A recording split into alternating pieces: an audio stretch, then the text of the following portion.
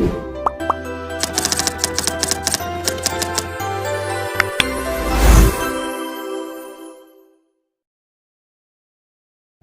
kalian memperhatikan bahwa setiap manusia memiliki karakteristik yang berbeda-beda, mulai dari perbedaan warna kulit, bentuk rambut, dan tinggi badan. Selain itu, juga bisa kita lihat pada perbedaan tumbuhan maupun hewan. Meskipun berasal dari spesies yang sama, setiap individu tetap memiliki ciri khasnya masing-masing. Lalu, mengapa perbedaan tersebut dapat terjadi? Nah, untuk menjawab pertanyaan tersebut, kita perlu memahami salah satu cabang ilmu biologi yang dikenal sebagai genetika populasi. Genetika populasi ini merupakan cabang ilmu genetika yang mempelajari variasi genetik dalam suatu populasi, serta bagaimana perubahan frekuensi gen dari satu generasi ke generasi berikutnya. Salah satu konsep utama yang dipelajari dalam genetika populasi adalah variasi genetik. Variasi genetik ini merupakan perbedaan susunan gen atau alel yang dimiliki oleh individu-individu dalam suatu populasi. Variasi genetik menyebabkan setiap individu memiliki karakteristik yang berbeda meskipun berasal dari spesies yang sama. Variasi genetik ini dapat terjadi melalui beberapa mekanisme. Yang pertama itu adalah mutasi, yaitu perubahan pada materi genetik atau DNA yang dapat menghasilkan alel baru. Selain mutasi, variasi genetik juga dapat terjadi dengan rekombinasi genetik selama proses meiosis ketika kromosom homolog saling bertukar materi genetik melalui peristiwa pindah silang atau crossing over. Akibatnya, kombinasi gen yang diwariskan kepada keturunan menjadi berbeda-beda, sehingga menghasilkan individu dengan karakteristik yang beragam. Yang ketiga adalah aliran gen atau gen flow, yaitu perpindahan individu dari satu populasi ke populasi lainnya yang menyebabkan masuknya alel baru dan meningkatkan keragaman genetik. Nah, variasi genetik ini memiliki peranan penting bagi kelangsungan hidup makhluk hidup. Populasi dengan keragaman genetik tinggi lebih mampu beradaptasi terhadap perubahan lingkungan, perubahan iklim, dan penyakit. Sebaliknya, populasi dengan keragaman genetik yang rendah memiliki kemampuan adaptasi yang lebih terbatas. Jadi, contoh variasi genetik dapat kita lihat pada manusia melalui perbedaan warna kulit, bentuk rambut, golongan darah, dan tinggi badan. Lalu pada hewan, bisa kita lihat variasi dengan keragaman sifat seperti warna bulu, ukuran tubuh, hingga resistensinya terhadap penyakit. Sedangkan pada tumbuhan, variasi dapat terlihat dari perbedaan warna bunga, ukuran buah, serta ketahanan terhadap hama. Oke, baik, untuk materi selanjutnya adalah frekuensi alel dan genotip. Jadi evolusi tidak hanya merujuk pada perubahan spesies yang dalam waktu lama, melainkan dalam biologi evolusi pada tingkat populasi juga terjadi yang biasa dikenal dengan mikroevolusi. Secara spesifik didefinisikan sebagai perubahan frekuensi alel dalam suatu populasi dari generasi ke generasi. Untuk memahami proses ini, konsep dasar mengenai alel dan genotip harus dipahami terlebih dahulu. Nah, jadi alel merupakan versi alternatif keseluruhan susunan genetik yang menentukan sifat individu. Kumpulan dari seluruh alel yang dimiliki oleh semua individu dalam suatu populasi pada waktu tertentu disebut dengan lengkungan geng. Frekuensi alel merujuk pada proporsi atau perbandingan suatu alel tertentu di dalam lengkung gen sebuah populasi. Untuk menghitung dan memprediksi frekuensi alel maupun genotip, para biologiwan menggunakan hukum keseimbangan Hardy-Weinberg. Apabila suatu sifat dikendalikan oleh dua alel, frekuensi alel dominan biasanya disimpulkan dengan P, sedangkan frekuensi alel resesif disimpulkan dengan Q. Prinsip dasar dari hukum ini menyatakan bahwa jumlah presentasi keseluruhan frekuensi alel di dalam populasi secara utuh atau bernilai 1 yang secara matematis dirumuskan dalam persamaan P tambah Q sama dengan 1. Berdasarkan frekuensi alel tersebut, frekuensi genotip dalam suatu populasi juga dapat diprediksi secara matematis menggunakan persamaan penjabaran binomial, yaitu P kuadrat ditambah 2PQ ditambah Q kuadrat sama dengan 1.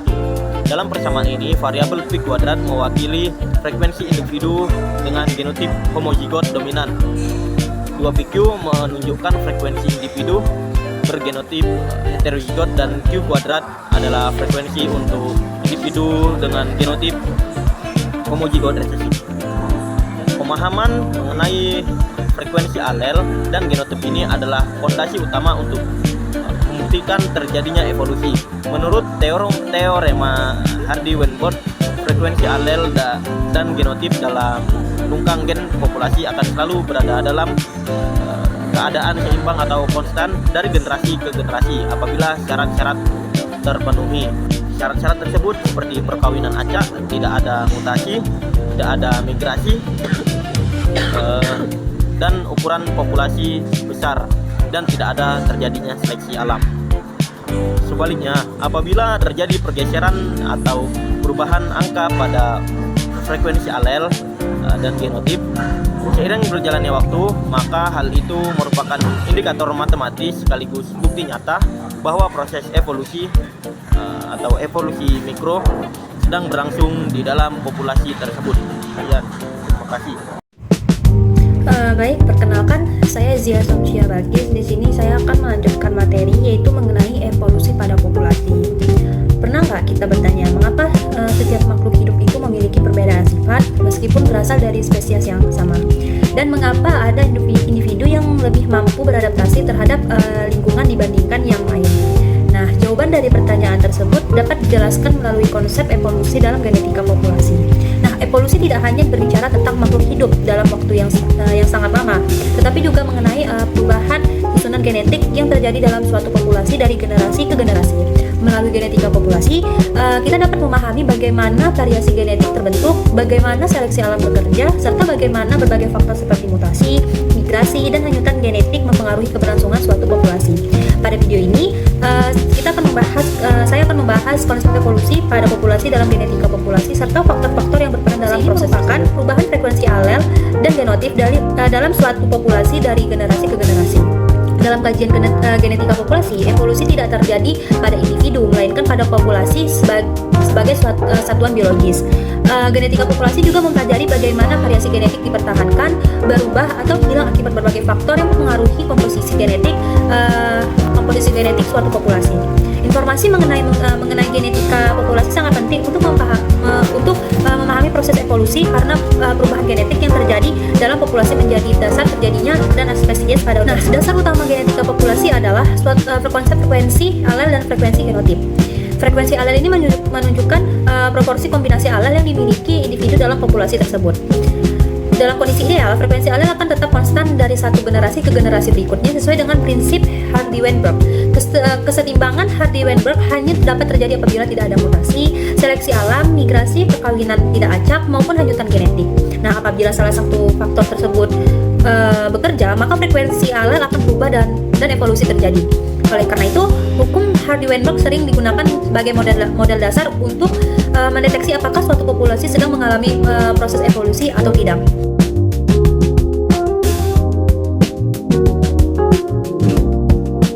Salah satu faktor yang menyebabkan evolusi adalah mutasi. Mutasi ini merupakan perubahan materi genetik yang dapat diwariskan kepada keturunan, dan juga mutasi ini menghasilkan alel baru yang menjadi sumber utama variasi genetik dalam populasi.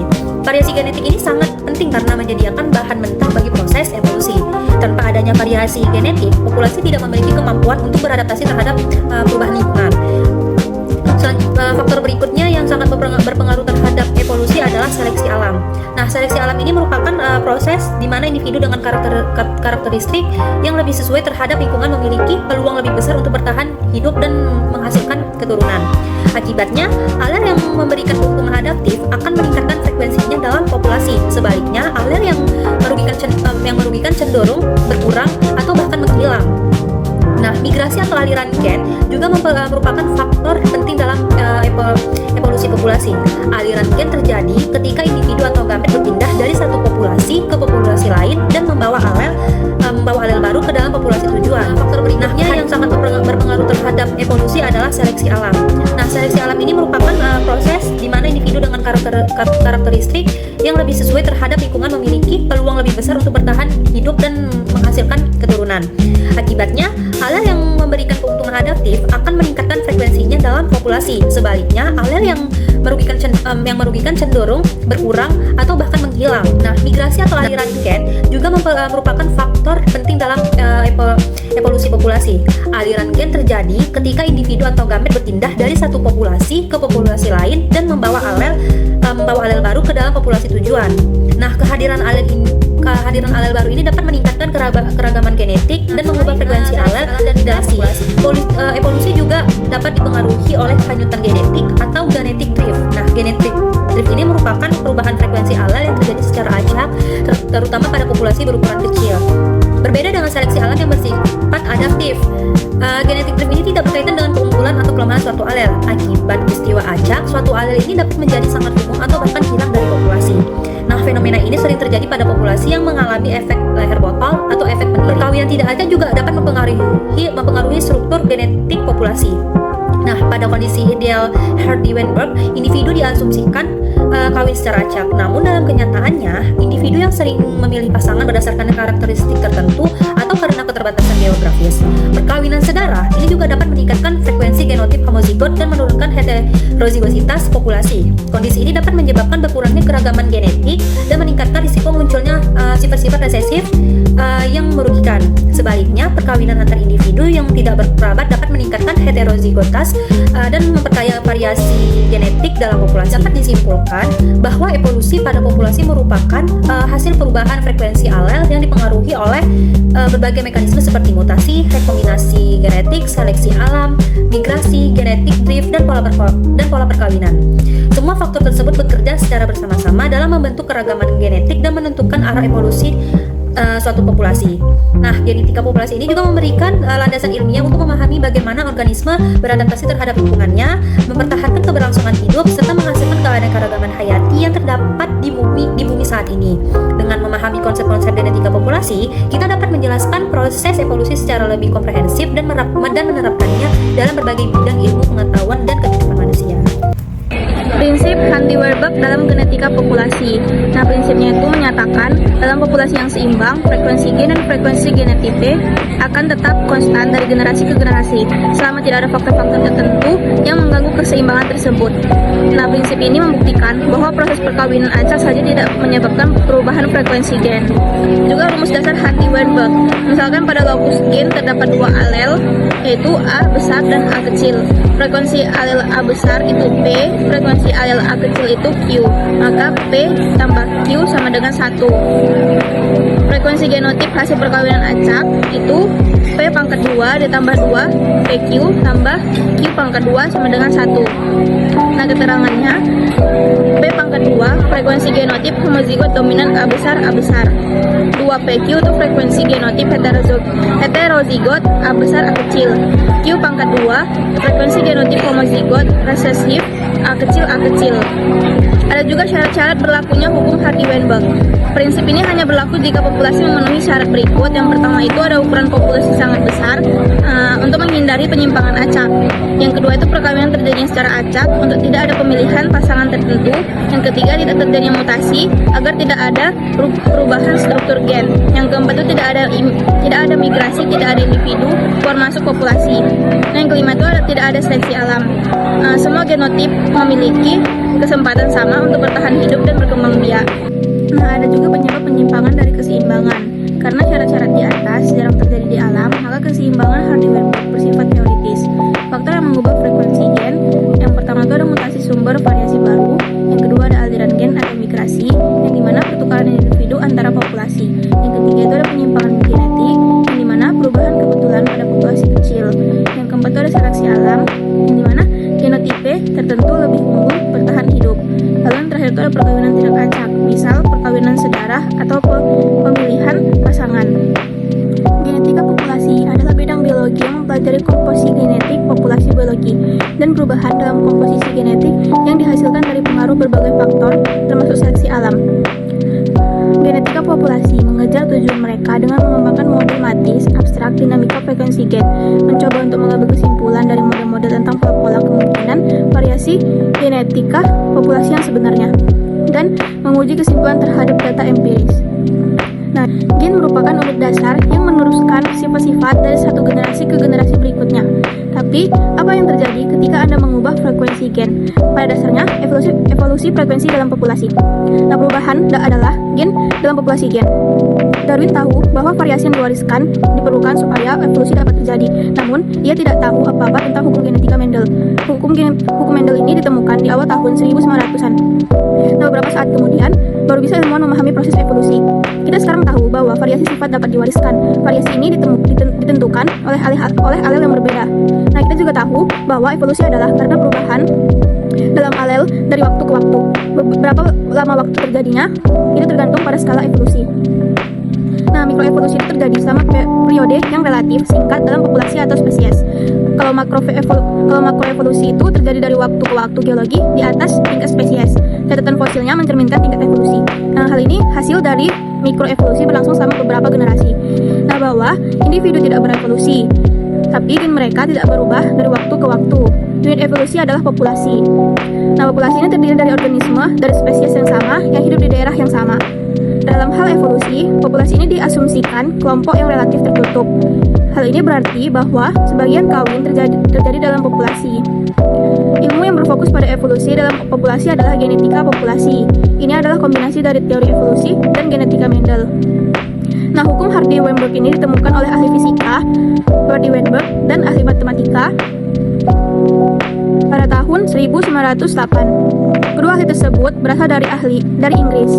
Hukum ini menyatakan bahwa dalam suatu kondisi tertentu yang stabil, frekuensi gen dan frekuensi genotip akan tetap konstan dari satu generasi ke generasi dalam suatu populasi yang berbiak seksual. Nah, hukum Hardy-Weinberg ini berfungsi sebagai parameter evolusi dalam suatu populasi. Bila frekuensi gen dalam suatu populasi selalu konstan dan dari generasi ke generasi, maka populasi tersebut tidak mengalami evolusi. Nah, bila salah satu saja syarat tidak terpenuhi, maka frekuensi gen berubah. Artinya, populasi tersebut telah dan sedang mengalami evolusi. Nah, untuk menjelaskan hukum ini, digunakan contoh perkawinan sapi Shorton, warna merah, putih, dan roan. Seperti diketahui, sifatnya dikontrol oleh dua alel yang dominan, yaitu alel merah, R besar, dan alel putih, R kecil. Jika kita diasumsikan bahwa frekuensi gen merah adalah P dan frekuensi gen putih adalah Q dengan P 0,7 dan Q 0,3, maka proporsi gen sapi merah, R besar dan R besar adalah P sama dengan 0,49. Proporsi gen sapi putih adalah Q 0,09 dan proporsi sapi roan 2PQ dikurang 2. 0,7, 0,3, dan 0,42. Akan 2 di depan PQ disebabkan oleh adanya dua kemungkinan terbentuknya sapi roan, yaitu dari pertemuan sperma yang mengandung gen R besar dengan sel telur yang mengandung gen R kecil. Hukum Hardy-Weinberg ini berfungsi sebagai parameter evolusi dalam suatu populasi. Bila frekuensi gen dalam satu populasi selalu konstan dari generasi ke generasi, maka populasi tersebut tidak mengalami evolusi. Nah, bila salah satu saja syarat tidak dipenuhi, maka frekuensi gen berubah. Artinya, populasi tersebut telah mengalami evolusi. Ada dua hal yang perlu diperhatikan sehubungan dengan hukum Hardy-Weinberg, yaitu jumlah frekuensi gen dominan dan resesif atau P tambah Q adalah 1. Jumlah proporsi dari ketiga macam genotip P2PQ tambah Q adalah 1. Nah, jadi pada dasarnya hukum ini menyatakan bahwa frekuensi gen dominan dan resesif. Pada satu populasi yang cukup besar, tidak ada berubah dari satu generasi ke generasi lainnya. Keadaan populasi yang demikian disebut dalam keadaan equilibrium atau dalam keadaan seimbang. Nah, susunan genetik ini akan tetap dan tidak berubah jika beberapa keadaan terpenuhi, yaitu tidak ada mutasi atau mutasi sedang berjalan seimbang, atau jika gen A besar bermutasi menjadi gen A kecil, maka harus ada gen A kecil yang menjadi gen A besar dalam jumlah yang sama. Dan tidak terjadi seleksi alam, tidak ada migrasi, perkawinan acak, dan populasi besar. Nah, migrasi, perkawinan acak, dan populasi besar. Nah, rumus ini berlaku dengan syarat sebagai berikut. Yang pertama itu ada mutasi tidak terjadi atau mutasi menguntungkan sama jumlahnya dengan mutasi yang merugikan. Yang kedua, semua anggota atau populasi tersebut mempunyai kesempatan yang sama untuk mengawini anggota populasi atau perkawinan acak atau panmixi. Yang ketiga itu tidak terjadi imigrasi atau jumlah individu yang berimigrasi adalah sama dengan yang berimigrasi. Yang keempat itu semua alel mempunyai kemungkinan yang sama untuk berada dalam populasi. Tidak ada yang lebih unggul dari yang lain. Dengan perkataan lain, seleksi alam tidak terjadi. Nah, yang kelima itu jumlah populasi tetap atau jumlah individu yang mati sama dengan jumlah individu yang lahir. Yang keenam itu populasi berjumlah sehingga faktor kebetulan tidak terjadi atau dapat diabaikan. Nah, yang terakhirnya ada ciri-ciri dalam hukum keseimbangan Hardy-Weinberg, yaitu yang pertama itu jumlah frekuensi genotip harus sama dengan 1, yaitu P atau C besar tambah 2PQ, C besar C kecil tambah Q kuadrat C kecil C kecil. Yang kedua itu hubungan P tambah 2PQ tambah Q tetap, tidak peduli besarnya frekuensi alel permulaan P atau Q, dapat bernilai 0 sampai 1, yaitu frekuensi genotip pada saat keseimbangan hanya tergantung pada frekuensi alel permulaan dan tidak tergantung dari frekuensi genotip dari populasi asal. Yang ketiga itu keseimbangan dapat tercapai dalam satu generasi. Kemudian frekuensi alel dan genotip tidak berubah dari generasi ke generasi asal syarat-syarat keseimbangan Hardy-Weinberg terpenuhi. Dan yang keempat itu frekuensi alel dapat ditemukan dari frekuensi atau satu genotip yang diketahui. Nah, yang terakhir itu, bila suatu populasi dalam keseimbangan, maka frekuensi alel dapat dihitung apabila diketahui frekuensi satu genotip homozigot. Umpama, saudara menangkap satu contoh tikus dari pertanaman padi dan diperoleh frekuensi